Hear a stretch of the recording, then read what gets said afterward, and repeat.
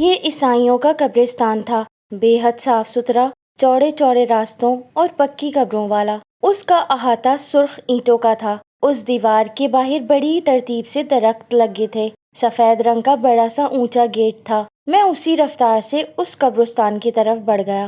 Get کے قریب پہنچنے سے پہلے ہی میں نے کسی گاڑی کے انجن کی آواز سنی۔ میں جس طرف تھا وہاں ایک ٹوٹی ہوئی دیوار تھی۔ یہ دیوار میرے قریب تھی۔ میں آواز سن کر اس دیوار کے پیچھے دبک گیا۔ تھوڑی ہی دیر میں انجن کی آواز اور قریب آتی محسوس ہوئی اور ساتھ ہی پورا راستہ روشنی میں نہا گیا۔ میں نے دیکھا وہ ایک بڑی اور لمبی اسٹیشن ویگن تھی۔ اس کا رنگ سیاہ تھا۔ وہ رینگتی ہوئی اس گیٹ کے اندر داخل ہو گئی۔ مجھے ایسا لگا جیسے کوئی جلدی سے اندر جانے کو کہہ رہا ہے۔ میں تیزی سے نکلا اور گیٹ کے اندر داخل ہو گیا۔ اندر داخل ہوتے ہی میں روش کے دونوں اطراف لگے درختوں میں ایک طرف ہو گیا اور انہی درختوں کی آڑ لیے آگے بڑھنے لگا۔ ایک جگہ جا کر میں رک گیا۔ وہ گاڑی بھی رک چکی تھی۔ پھر اس گاڑی کا پچھلا دروازہ کھلا۔ یہ حصہ عین میرے سامنے تھا۔ جو ہی دروازہ کھلا اس میں سے اترتے شخص کو دیکھ کر میں بری طرح چونک اٹھا۔ وہ وہی انگریز تھا جو ابا کی موت پر شجاع بھائی سے باتیں کر رہا تھا اور اصرار کر رہا تھا کہ اسے وہ سونے کی زنجیر چاہیے۔ اسے دیکھ کر میں چوکنا ہو کر بیٹھ گیا، مگر اس وقت پھر اچھل کر کھڑا ہو گیا جب میں نے اس شخص کے پیچھے ہی ابا کو گاڑی سے نکلتے دیکھا۔ اگر مجھے سب کچھ واضح نظر نہ آ رہا ہوتا تو میں کبھی ابا جان کو ان کے حلیے سے نہ پہچانتا۔ وہ کالے رنگ کی چست پتلون اور ٹی شرٹ میں ملبوس تھے۔ ہمارے یہاں اس طرح کا لباس نہیں پہنا جاتا تھا، اسی لیے میں انہیں اس حلیے میں دیکھ کر حیران تھا، مگر ابھی حیران ہونے والی بہت سی باتیں باقی تھیں۔ میں جو کھڑا ہو گیا تھا پھر دبک گیا۔ اب وہ لوگ اس گاڑی سے ایک تابوت کو باہر لا رہے تھے۔ میں دم سادھے یہ ساری کاروائی دیکھ رہا تھا۔ تابوت سیاہ لکڑی کا تھا جس کے کنارے سنہرے رنگ کے تھے۔ یہ خوبصورت اور قیمتی تابوت تھا۔ تابوت کو باہر لا کر وہ لوگ چاروں طرف دیکھتے ہوئے آگے بڑھ گئے۔ میں اگر درختوں سے نکلتا تو انہیں صاف نظر آ جاتا، جبکہ وہ مجھ سے کافی فاصلے پر پہنچ جانے کے باوجود صاف نظر آ رہے تھے۔ تھوڑی دیر کے بعد وہ اس طرف گئے جہاں میرے اور ان کے درمیان گاڑی آ گئی۔ میں لپک کر باہر نکلا اور گاڑی کی آڑ میں کھڑا ہو گیا۔ اب وہ سب پھر میری نگاہ میں تھے۔ گہرے سناٹے میں ان کے بوٹوں کی آواز کی دھمک بڑی خوفناک لگ رہی تھی۔ وہ چاروں سایوں کی شکل میں آگے بڑھ رہے تھے۔ پھر ایک کھدی ہوئی قبر کے نزدیک وہ لوگ رک گئے۔ میرے دیکھتے ہی دیکھتے انہوں نے تابوت کو قبر میں اتار دیا، زمین برابر کر دی۔ ایک شخص گاڑی تک آیا۔ میں رینگ کر گاڑی کے نیچے چلا گیا۔ اس کی ٹانگیں مجھے نظر آ رہی تھیں، پھر ٹانگیں مجھ سے دور ہو گئیں تو میں دوبارہ نیچے سے نکل آیا۔ میں نے دیکھا وہ شخص پھولوں کا گلدستہ لیے قبر کی طرف بڑھ رہا تھا، جبکہ باقی لوگ وہیں کھڑے تھے۔ سب کی نگاہیں اس لاش کے ہاتھ پر جمی ہوئی تھیں، اور جب مجھے ابا کی ہتھیلی نظر آئی تو میں بھونچ کر رہ گیا۔ ان کی ہتھیلی پر وہی سونے کی زنجیر دھری تھی جو میں فرحت کو دے آیا تھا۔ ان کی انگلیوں کے پوروں پر کہیں کہیں مجھے سرخ دھبے بھی نظر آ رہے تھے۔ لمحے بھر کو میں بوکھلا گیا، لیکن پھر مجھے خیال آیا کہ میں تو خواب دیکھ رہا ہوں۔ ابا وہ زنجیر سب کو دکھا رہے تھے اور سب کی نگاہوں میں اشتیاق تھا۔ یقین کریں سیما جی کہ میں اس وقت اتنی دور سے اتنی رات میں بھی ان کے چہروں کے تاثرات اور آنکھوں کے تاثرات صاف دیکھ رہا تھا۔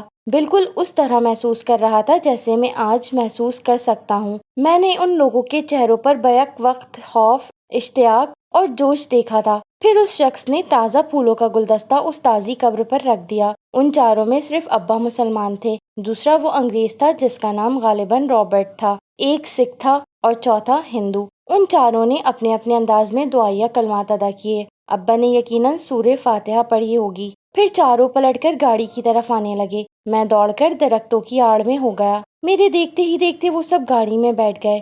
وہ چاروں بے حد خوش تھے، ہنس رہے تھے اور کسی ایلن کا ذکر کر رہے تھے۔ انہیں ڈر تھا کہ ایلن ان سے کچھ پوچھے گی، اور وہ لوگ آپس میں طے کر رہے تھے کہ اسے کیا کہنا ہے۔ میں نے سب کچھ سنا تھا مگر دھیان نہیں دیا۔ گاڑی ریورس ہوئی، پھر گیٹ سے نکلتی چلی گئی۔ آخری بار بھی مجھے ان سب کی ہنسنے کی آواز آئی۔ گاڑی کے جاتے ہی وہاں سناٹا گہرا ہو گیا۔ میں ساکت کھڑا تھا، میرا ذہن بالکل خالی تھا۔ مجھے کچھ پتا نہیں تھا کہ اب مجھے کہاں جانا ہے، کیا کرنا ہے۔ تبھی مجھے کسی نے پکارا۔ آواز بہت مدھم اور کرب میں ڈوبی تھی۔ میں جلدی سے اس درخت کی آڑ میں سے نکل آیا۔ آواز دوبارہ آئی۔ کہیں سے خشک جھاڑیوں کے چرمرانے کی آوازیں یوں ابھریں جیسے کوئی ان جھاڑیوں پر گھسٹ رہا ہو۔ میں چوکنا ضرور ہو گیا مگر خوفزدہ نہیں ہوا۔ اب میں نے چاروں طرف دیکھنا شروع کیا۔ گہرے اندھیرے کے باوجود ہر چیز واضح نظر آ رہی تھی، مگر میں اس وجود کو نہیں پا سکا جس کی آہٹ مجھے محسوس ہوئی تھی۔ وہ یہیں کہیں تھا، اس کا مجھے یقین تھا۔ گھسیٹنے کی آوازیں اب بھی آ رہی تھیں۔ میں چند قدم آگے بڑھ گیا۔ پتہ نہیں وہاں کوئی گورکن تھا یا نہیں، مگر مجھے اس کی قطعی فکر نہیں تھی۔ میں اب قبروں کی طرف بڑھنے لگا، اس لیے کہ اس طرف سے تو کہیں مجھے جھاڑیاں نظر نہیں آ رہی تھیں۔ میرا خیال تھا کہ شاید قبروں کے دوسری طرف یا دور نظر آنے والی دیوار کے قریب کہیں ہو۔ میں روش کو عبور کر کے اس قبر کے نزدیک پہنچ گیا جہاں ابھی ابا نے اپنے ساتھیوں کے ساتھ مل کر تابوت دفنایا تھا۔ میں چند لمحے کھڑا اس پر رکھے گلدستے کو دیکھتا رہا، پھر آگے بڑھنے لگا مگر ٹھٹک کر رک گیا۔ مجھے پھر کسی نے پکارا تھا، باقاعدہ میرا نام لے کر مجھے آواز دی۔ وہ آواز 100% کسی عورت کی آواز تھی، اور وہ یقیناً سخت تکلیف میں تھی۔ یہ آواز مجھے اپنی پشت پر سے آتی محسوس ہوئی تھی، اس لیے میں پھر پلٹ گیا۔ ضیا، ضیا، ضیا۔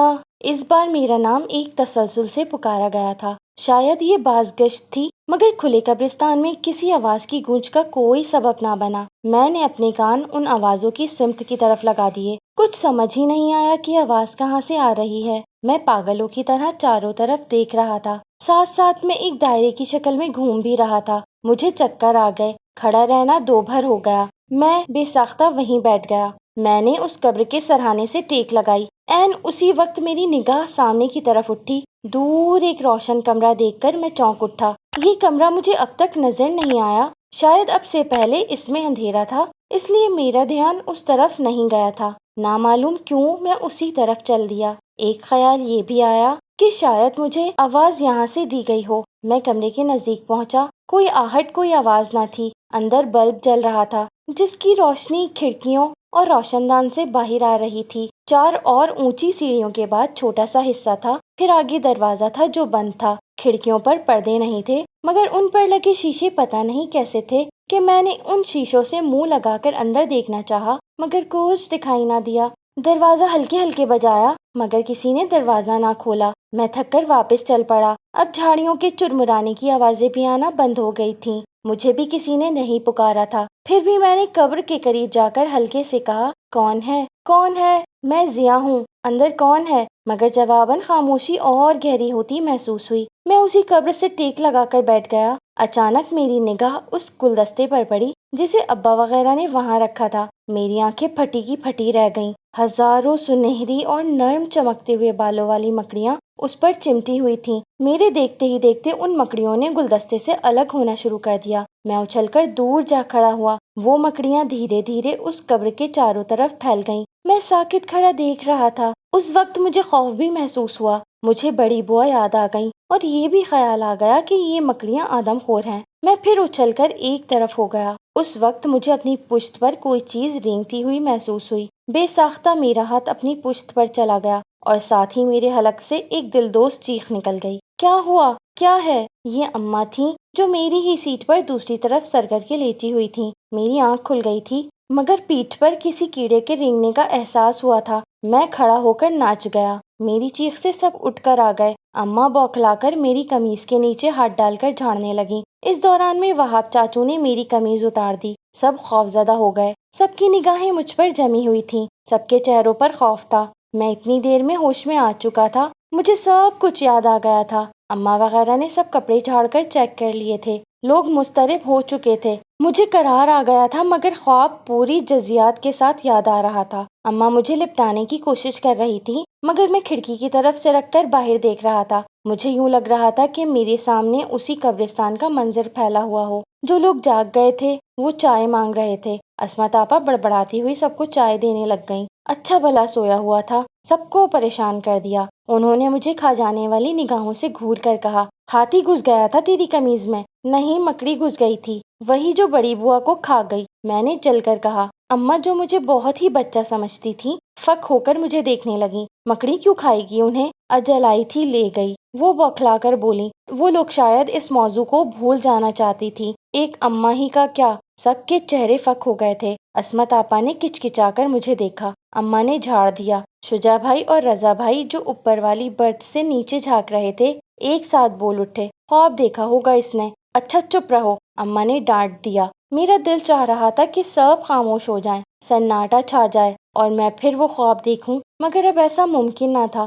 زین اب اٹھ کر میرے پاس آ گیا تھا۔ میرا جی چاہا کہ میں اسے بھگا دوں، مگر وہ جو ایک خوف تھا کہ یہ کسی سے اس زنجیر کا ذکر نہ کر دے مجھے روکے رہا۔ میں نے زین جیسا بے وقوف لڑکا اپنی زندگی میں نہیں دیکھا تھا۔ اسے اب نہ گھر میں ہونے والے اس حادثے کا قلق تھا، نہ تحسین خالہ اور بڑی بوا کی موت کا، بلکہ اسے تو یہ احساس بھی نہیں تھا کہ ہم سب کی زندگیوں میں بڑی تبدیلی آ چکی ہے۔ وہ مجھ سے صرف 1.5 برس ہی چھوٹا تھا، مگر شاید اس کا دماغ مجھ سے بہت چھوٹا تھا۔ وہ مجھ سے کہہ رہا تھا، ٹرین میں کتنا مزہ آتا ہے نا، میں تو پہلی دفعہ جا رہا ہوں، اور ضیا اب ہم اسکول بھی نہیں جائیں گے۔ میں نے خشمگین نگاہوں سے اسے دیکھا۔ تم تو صرف اس لیے خوش ہو کہ تم اسکول نہیں جاؤ گے؟ ہاں اور کیا، اس نے اپنا تربوز جتنا سر زور زور سے ہلا کر جواب دیا۔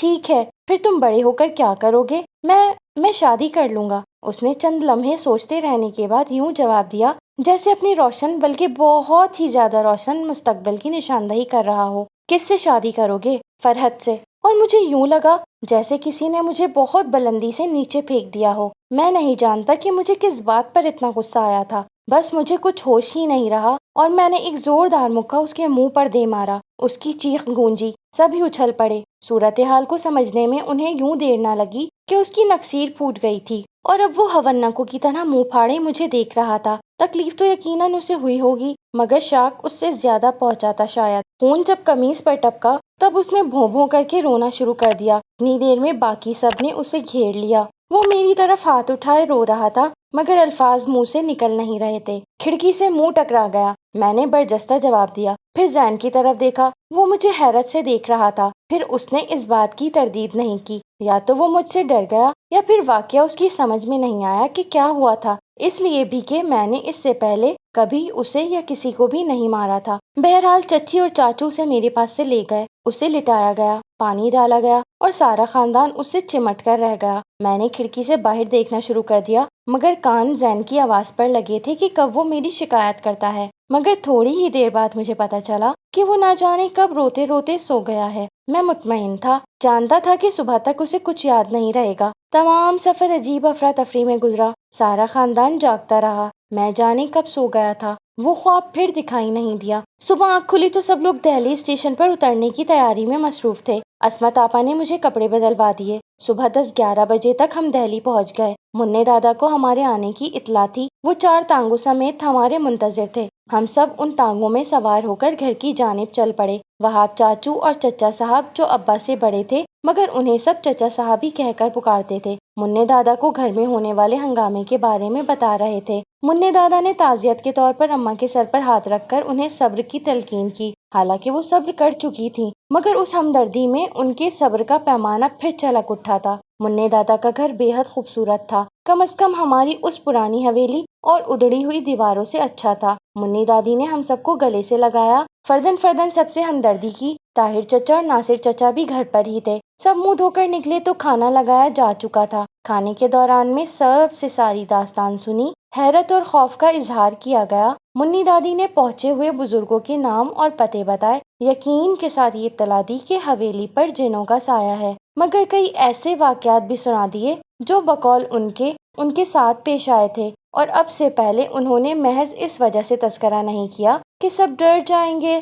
جنوں کا ذکر آتے ہی جیسے ایک لمبی داستان چھڑ گئی، سب کو کچھ نہ کچھ محسوس ہونے لگا۔ چھوٹی چچی نے فوراً تائید کی اور بتایا کہ ان کے کمرے سے عجیب سے خوشبو آتی تھی، اور یہ خوشبو اس وقت زیادہ تیز محسوس ہوتی تھی جب وہ نہا کر گیلے بالوں کو سلجھا رہی ہوتی تھیں۔ بڑی چچی صاحبہ نے سہم کر بتایا کہ انہوں نے اکثر چھت پر کسی کے تیز تیز چلنے کی آوازیں سنی ہیں۔ زہرا آپا نے اپنے کئی دوپٹے کھو جانے کا اور عصمت آپا نے اکثر اپنے کمرے میں بڑے بڑے بالوں کے گچھے ملنے کا انکشاف بھی کیا۔ اماں اور دادی یہ سب سن سن کر ہولتی رہیں۔ انہیں یقین ہوتا چلا گیا کہ ضرور اس حویلی میں جنات ہیں۔ ابا کی موت کا ذکر بھی چھڑا، اس پر بھی قیاس آرایا کی گئیں۔ غرض سارا خاندان ایک بات پر متفق ہو گیا کہ وہ حویلی آسیب زدہ ہے، مگر میرا خیال ہے کہ ساری کہانیاں تھیں۔ میں نہیں کہوں گا کہ یہ سب جھوٹ بول رہے تھے، مگر اتنا یقین سے کہہ سکتا ہوں کہ بات کو بڑھا چڑھا کر خاص رنگ میں پیش کیا جا رہا تھا۔ میری جگہ کوئی اور ہوتا تو زین اور زینت کی طرح خوفزدہ ہو جاتا، مگر میں خوفزدہ نہیں تھا، حالانکہ میں نہیں جانتا تھا کہ وہ کیسی مکڑیاں تھیں، کہاں سے آئی تھیں اور کہاں چلی گئیں۔ بہرحال منّے دادا نے دادا کو وہاں سے بلوانے کا ارادہ کر لیا۔ وہاب چاچو سے سویرے ہی خط لکھ کر بلانے کا کہہ دیا۔ میں ناصر چچا کے بیٹے طیب سے متاثر تھا۔ طیب ان کا بڑا بیٹا تھا، گورا رنگ، بھرا بھرا بدن، بڑی خوبصورت اور چمکتی ہوئی آنکھیں جن میں ایک اضطراب سا کروٹیں لیتا محسوس ہوتا تھا۔ سب کچھ جان لینے کی خواہش اسے پارا بنائے ہوئے تھی۔ وہ بیک وقت سب کی باتیں سن لینا چاہتا تھا، اپنی رائے دینے میں بھی اسے قطعی جھجک محسوس نہیں ہوتی تھی۔ اس کی آواز خوبصورت اور لہجہ متاثر کن تھا۔ بہت جلد ہم دونوں کی دوستی ہو گئی۔ میں نے سب سے پہلے اسے فرحت کے بارے میں اطلاع پہنچائی اور اس کا غائبانہ تعارف اپنی بہترین دوست کی حیثیت سے کروایا۔ وہ ہمارے خاندان کے ساتھ ہونے والے واقعے کے بارے میں کافی پرجوش تھا، بلکہ اسے حسرت تھی کہ وہ اس وقت وہاں کیوں نہ ہوا۔ وہ مجھ سے کریت کریت کر سارا احوال پوچھتا رہا۔ میں چین والا یہ حصہ کہ میرے پاس ہے بالکل گول کر گیا۔ البتہ ابا کے مرنے کے بعد جو اسباب باقی لوگوں نے بتائے تھے وہ اسے بتا دیے۔ اس نے چھوٹتے ہی کہا، طوائف والی بات صحیح لگتی ہے۔ ایک بات بتا دوں کہ میں اس وقت نہ طوائف کا مطلب سمجھتا تھا نہ کچھ اور، بس اتنا اندازہ تھا کہ وہ کسی عورت کو کہتے ہیں اور وہ عورت بری عورت ہوتی ہے، اور بری عورت کا بھی صحیح کانسیپٹ میرے پاس نہیں تھا۔ بہرحال میں نے اس کے خیال کی تردید نہیں کی۔ باقی درمیان کی تفصیل ایسی نہیں کہ میں اسے ساری جزیات سمیت بتا دوں، صرف اتنا جان لو کہ منّے دادا نے دادا کو بلوا لیا تھا، مگر دادا کچھ عرصے رہنے کے بعد واپس چلے گئے تھے۔ پھر تھوڑے ہی عرصے بعد انہوں نے پھر ہم سب کو بھی بلوا لیا۔ منّی دادی اور منّے دادا ان کی اس حرکت پر ناراض تھے۔ ان کا خیال تھا کہ انہیں دادی نے اکسایا ہے۔ چچا صاحب اور چچی صاحب زین اور زینت کے ساتھ دہلی میں ہی رہ گئے تھے۔ انہیں طاہر چچا نے قالین کے کاروبار میں شرکت کی دعوت دی تھی اور انہیں یہ مشورہ بروقت اور درست لگا۔ وہاب چاچو کیونکہ ملازمت کرتے تھے اس لیے ان کے لیے اتنا بڑا فیصلہ کرنا مشکل تھا۔ پھر وہ چھوٹے تھے ابا کے بعد، اس لیے دادا کو چھوڑنا بھی نہیں چاہتے تھے۔ سب سے بڑے چچا تو ملنگ آدمی تھے، انہیں نہ گھر بار سے دلچسپی تھی نہ گھر کے بزرگوں سے۔ ان کی دلچسپیاں ادبی حلقوں، شاعروں اور ادبی نشستوں تک محدود تھیں۔ تھوڑا بہت لحاظ رکھا کرتے تھے، اس لیے ابا کے مقابلے پر ان کی حیثیت کچھ بہتر تھی، مگر گھر کے سارے کام، ساری ذمہ داریاں وہاب چاچو پر تھیں، اسی لیے وہ بھی ہمارے ساتھ واپس آ گئے۔ میں نے پہلے ہی دن بی جان کے گھر جانے کی ضد کی۔ اماں خود بھی تڑپ رہی تھیں۔ بی جان اور کاکا جان کو واپسی کی اطلاع کروا دی۔ شام تک وہ یہیں آ گئے۔ فرحت ہمارے واپس آ جانے پر بے حد خوش تھی۔ میں نے سب سے پہلے اس سے اس چین کے بارے میں پوچھا۔